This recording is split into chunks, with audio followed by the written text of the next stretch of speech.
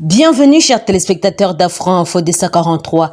Affrontement en cours, c'est jeudi 11 mai, entre le groupe d'autodéfense et les terroristes du 1-23 dans le village de Mouyangué et Kagoussa, en territoire de Massissi. Plusieurs blessés sont enregistrés.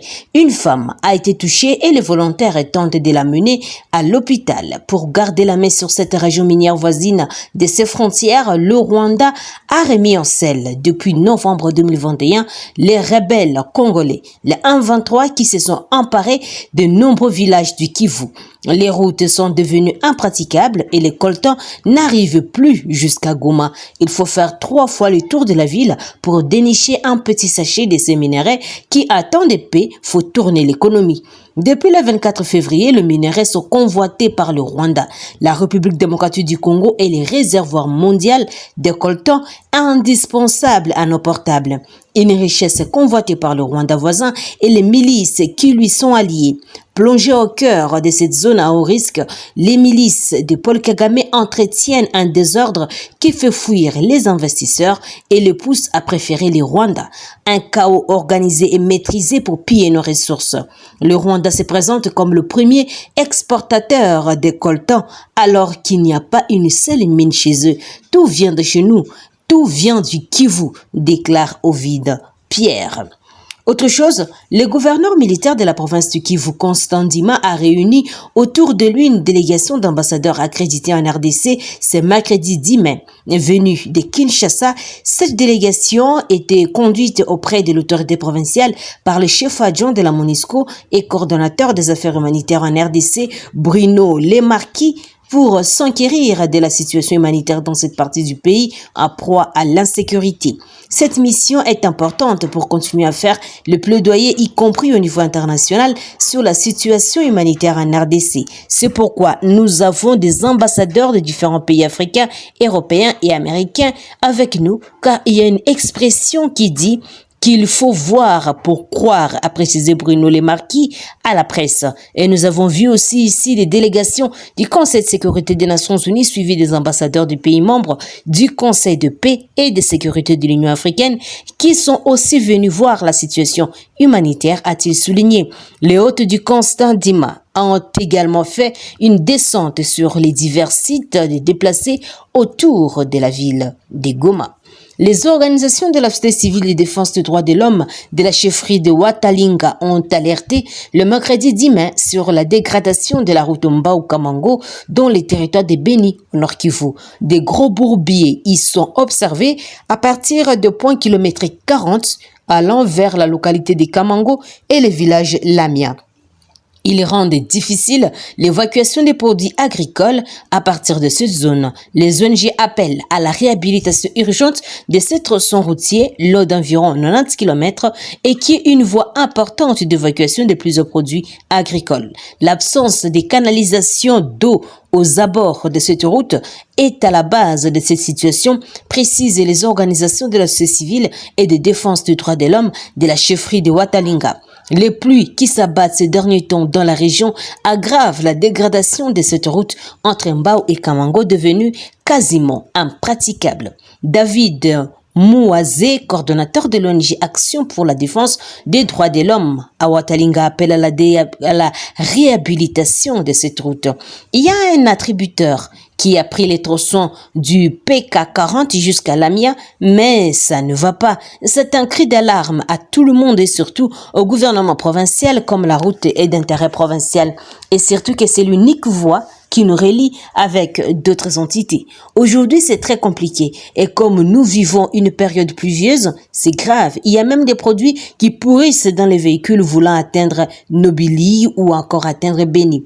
Donc, c'est notre alerte. Les cacao, la vanille et le bois sont des produits importants cultivés dans la chefferie de Walinga, mais aussi leur évacuation est faite à partir de la route Mbao-Kamango. Autre chose, accusé des transhumances politiques par son adhésion à l'Union sacrée de la nation, l'ancien proche de Joseph Kabila, Lambert Mende Omalanga, a répondu coup sur coup sur ses détracteurs.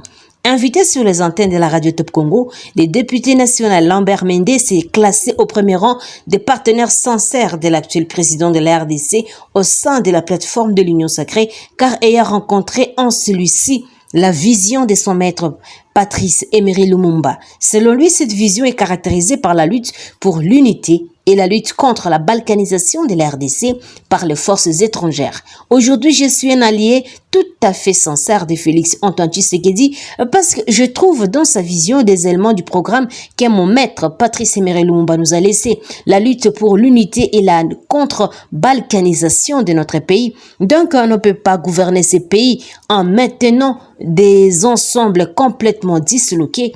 Et je vous rappelle que c'est le président Kabila qui nous a transportés vers le président Tshisekedi.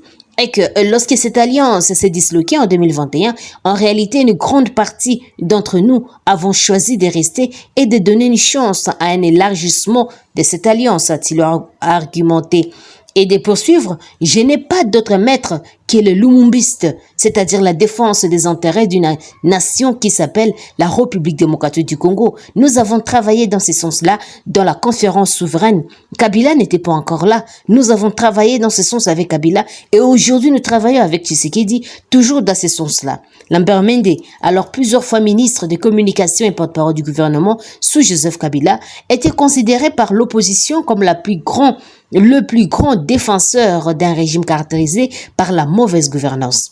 Lambert Mende était l'homme de grands événements de l'opposition, où à son passage sur les antennes des radios et des télévisions balayait de revers de main toute force d'accusation que l'opposition UDPS portait sur les régimes Kabila. Et à l'époque, Lambert Mende ordonnait régulièrement la coupure du signal d'antenne à toute répression des manifestations de l'opposition. Chers téléspectateurs d'Afra Info 243, merci à vous de nous avoir suivis jusqu'à la fin. N'oubliez pas de vous abonner, de liker, d'aimer, de partager et de nous laisser comme un commentaire comme l'a fait Mapendo Umoja.